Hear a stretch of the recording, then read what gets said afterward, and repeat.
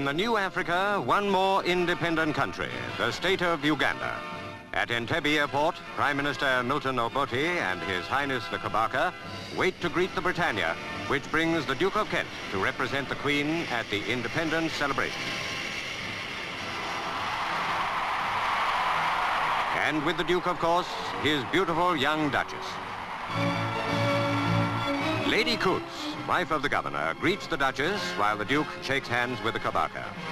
A formal occasion, but more than that, because Uganda is gaining its freedom without bitterness, at its own request, becoming an immediate member of the Commonwealth. So the traditional gestures have a real meaning of friendship.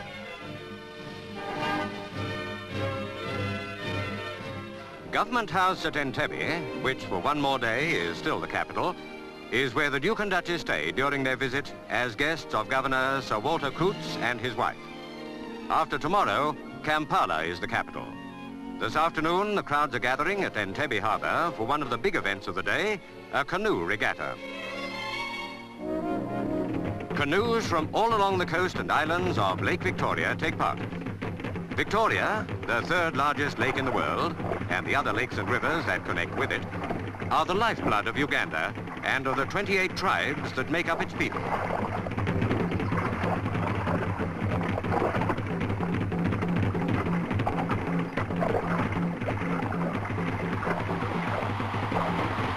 Biggest of the tribal areas is the Kingdom of Buganda, of which the Kabaka is the hereditary ruler. And these shores are in its territory.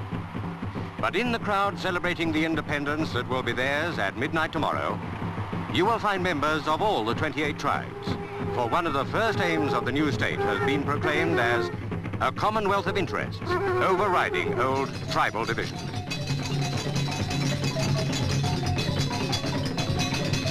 At Twikobi, the Kabaka's palace, His Highness is to give a cocktail party. And more crowds are waiting and entertaining themselves while they wait to see the Duke and Duchess arrive. But first, the Guard of Honor.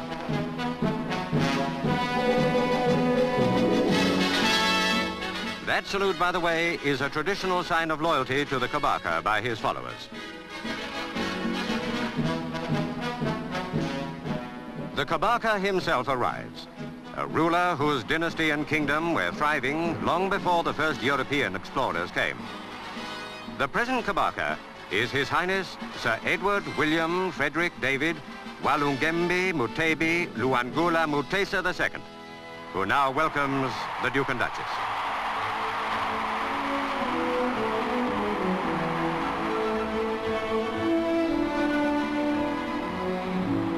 And now the Kabaka presents his ministers to the Duke and Duchess.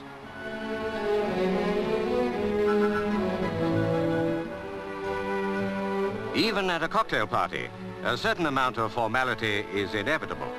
But the crowds in the streets have no such inhibitions. They've got a new independence to celebrate, and they celebrate it, pausing to greet their visitors as they go by.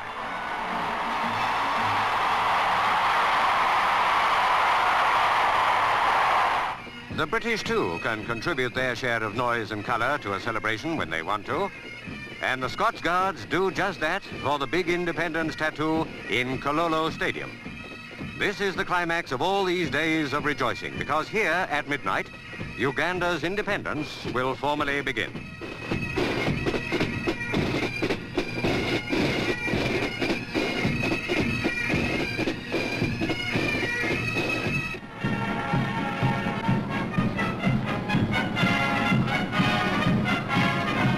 At midnight, Sergeant Major Sidney Small of Birmingham lowers the Union Jack that has flown in Uganda for nearly 70 years.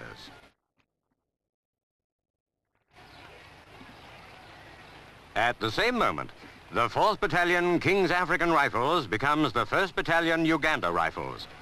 And to replace the Union Jack, the black, gold and red flag of the new young state, Uganda is born again, free and independent.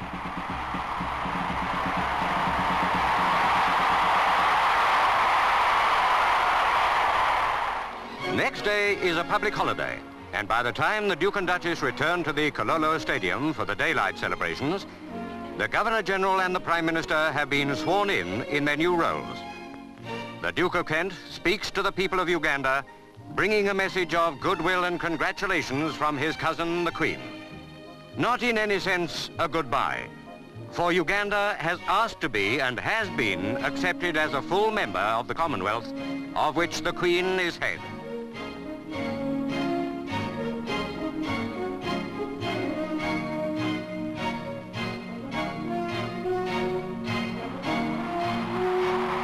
Next morning, the Duke and Duchess arrive at Parliament House for the state opening of Parliament.